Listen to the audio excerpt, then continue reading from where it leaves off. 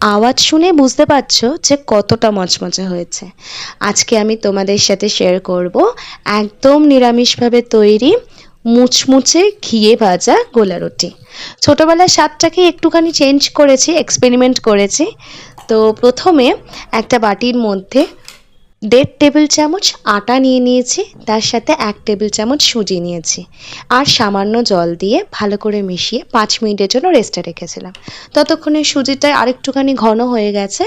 এবার ওর মধ্যে দিয়ে দিলাম কিছুটা কালো জিরে, আদা আর কাঁচা লঙ্কা আমি এখানে গ্রেট করে কুচিয়ে দিয়ে দিলাম, তার সাথে স্বাদ মতো নুন, কয়েক দানা চিনি আর আরও কিছুটা পরিমাণে জল অ্যাড করলাম। দিয়ে একটা এরকম টেক্সচার আসবে, মানে খুব বেশি পাতলা বা খুব বেশি ঘন হবে না। তারপর প্যানের মধ্যে ঘি দিয়ে দিলাম, ঘিটাকে ভালো করে ব্রাশ করে নিলাম।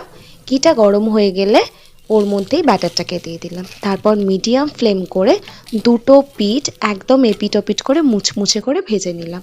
আর কিছু লাগবে না, কথা দিচ্ছি এটার সাথে তোমাকে সাইড ডিশ হিসাবেও আর কিছু ব্যবহার করতে হবে না।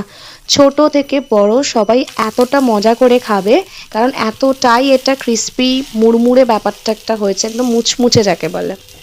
তো আজকের এই গোলা রুটির রেসিপিটা তোমাদের কেমন লাগলো প্লিজ আমাকে কমেন্ট করে জানিও। ছোটোবেলাতে আমিও গোলা রুটি খেতাম, তবে ওর মধ্যে সুজি বা ঘিয়ের ব্যবহার হতো না, আদাটাও অনেক ক্ষেত্রে হতো না। তো আজকে তাই একটুখানি এক্সপেরিমেন্ট করলাম ছোটোবেলার স্বাদটাকে নিয়ে। তো আজকের রেসিপিটা কেমন লাগলো প্লিজ কমেন্ট করে জানিও। চলো বাই।